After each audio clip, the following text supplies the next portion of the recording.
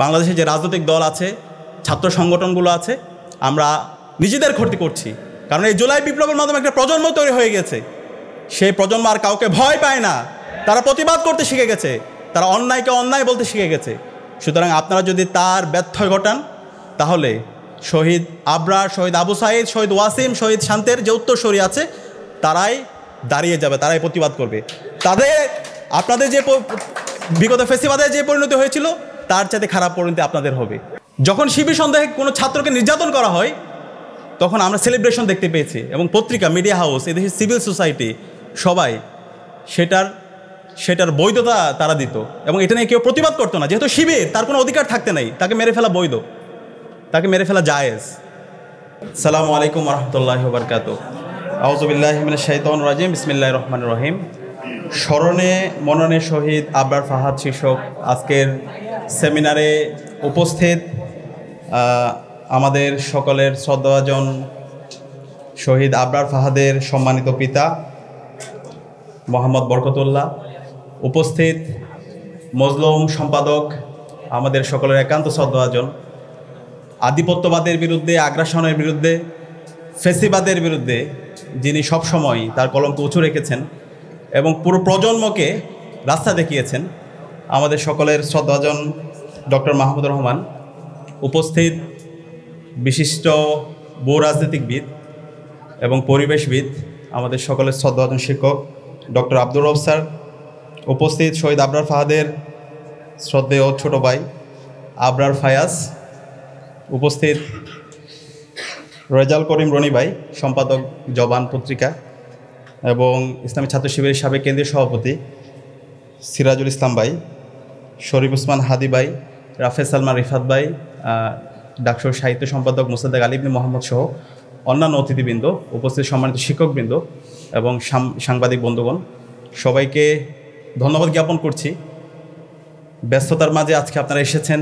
শহীদ আবরার ফাহাদের স্মৃতিগুলো আমরা রোমান্তর করেছি, শহীদ আবরার ফাহাদের স্মৃতিগুলো শুনেছি এবং নতুনভাবে আমরা উজ্জীবিত হয়েছি। শহীদ আবরার ফাহাদ আমাদের প্রেরণার বাতিঘর। জীবিত শহীদ আবরারের চেয়ে শহীদ আবরার ফাহাদ অনেক শক্তিশালী।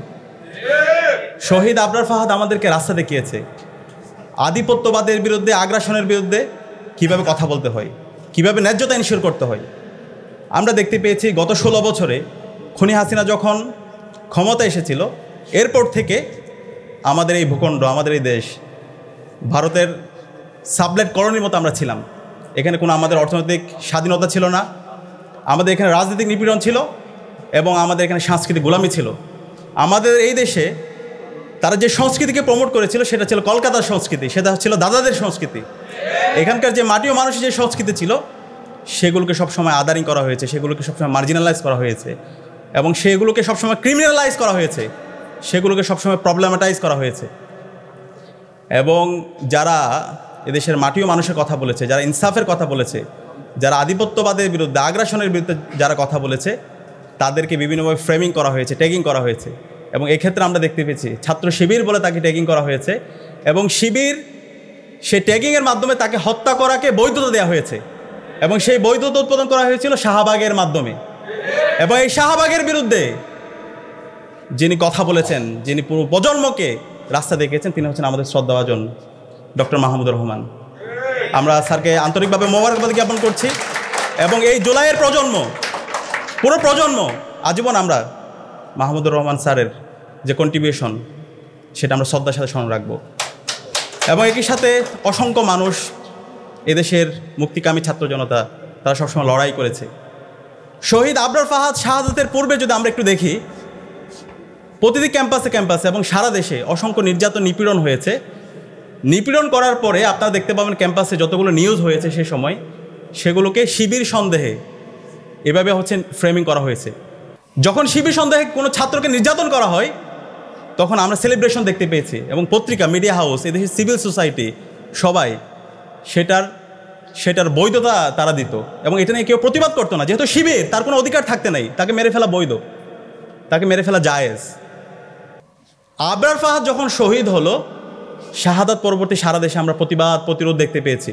এবং তখন আমরা একটা কনসেনসাস দেখতে পেলাম সবার মধ্যে, শিবির সন্দেহে কাউকে মারা যাবে না, কিন্তু কেউ যদি শিবির হয় তাকে মারা যাবে। কেউ যদি শিবির হয়, যখন কোনো শিক্ষার্থী নির্যাতন হয় তখন এটা খোঁজা হয় সে কি শিবির, সে যদি শিবির হয় তাহলে প্রতিবাদ করা যাবে না, অথবা মিডিয়াগুলো ওইভাবে ফ্রেমিং করা হতো। আজকে জুলাই বিপ্লবের মাধ্যমে এদেশের সকল শিক্ষার্থীরা মুক্তি পেয়েছে এবং ইসলামী ছাত্র শিবিরও মুক্তি পেয়েছে। এই জুলাই বিপ্লব পরবর্তী আমরা বলতে চাই, এই স্বাধীন বাংলাদেশে কোনো পরিচয়ের কারণে কাউকে ফ্রেমিং করে কাউকে নির্যাতনের আমরা বৈধতা দিব না ইনশাআল্লাহ। এদেশের সকল মানুষের অধিকার, এদেশের সকল মানুষের যে ন্যায্যতা, সেটা আমরা ইনশিওর করব। যে জালেম তার বিরুদ্ধে আমরা সবসময় প্রতিরোধ জারি রাখবো, এবং যে মজলুম তার পক্ষে সবসময় আমরা থাকবো এবং তার ইনসাফ আমরা কায়েম করবো ইনশাআল্লাহ। শহীদ আবরার ফাহাদ এই দেশের প্রজন্মকে, এই দেশের তরুণ প্রজন্মকে নতুনভাবে উজ্জীবিত করেছে। আধিপত্যবাদের বিরুদ্ধে, আগ্রাসনের বিরুদ্ধে কীভাবে কথা বলতে হয়, কিভাবে আমাদের ন্যায্যতা ইনশিওর করতে হয়, সেটা আমরা আবরার ফাহাদের তার প্রতিরোধ এবং তার অ্যাক্টিভিটি থেকে আমরা দেখতে পাই।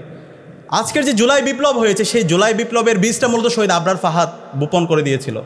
এবং আবরার ফাহাদের শাহাদাত পরবর্তী আপনারা দেখতে পান বাংলাদেশের প্রতিটি ক্যাম্পাসে একটা প্রজন্ম তৈরি হয়ে গেছে। এবং এর পরবর্তী যে নিরাপদ সড়ক আন্দোলন দেখেন, পরবর্তীতে অসংখ্য আন্দোলন হয়েছে।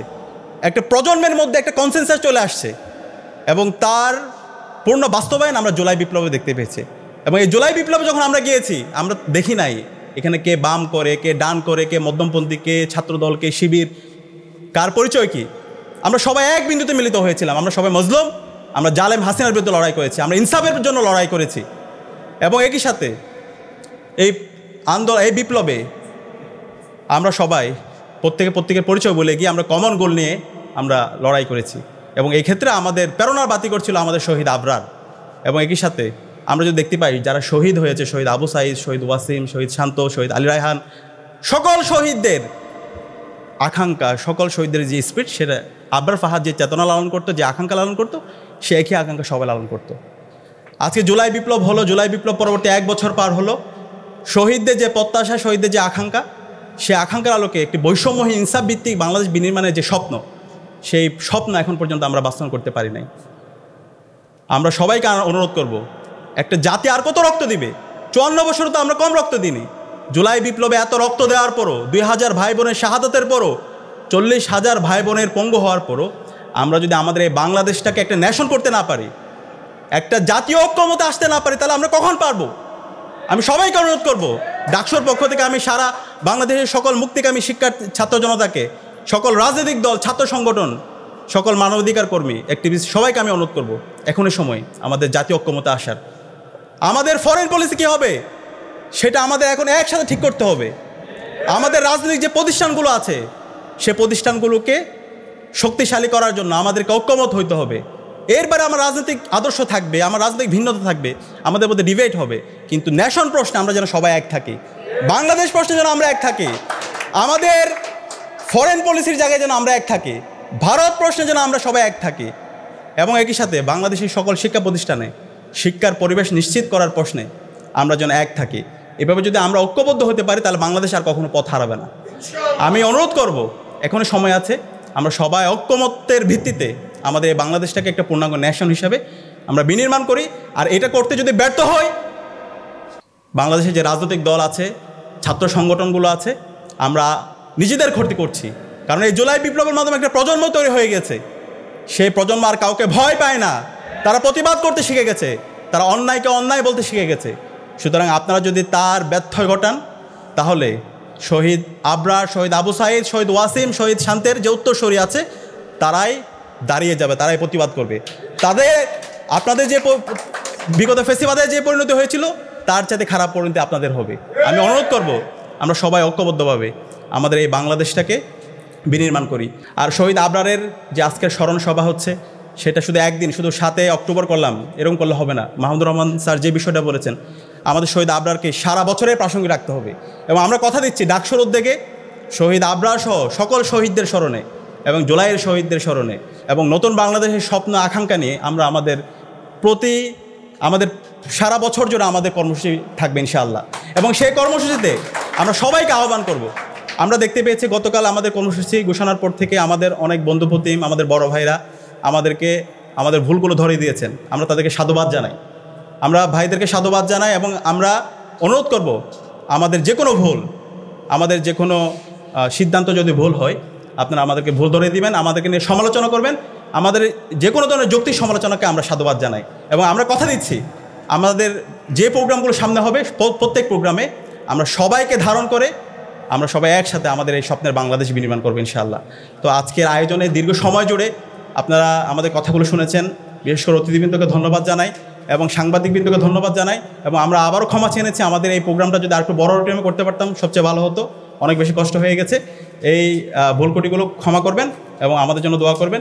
শহীদ আবরার ফাহাদকে আল্লাহ তাআলা জান্নাতুল ফেরদৌসে মেহমান হিসেবে কবুল করুক এবং সকল শহীদদের কবুল করুক। আসসালামু আলাইকুম ওয়া রাহমাতুল্লাহ।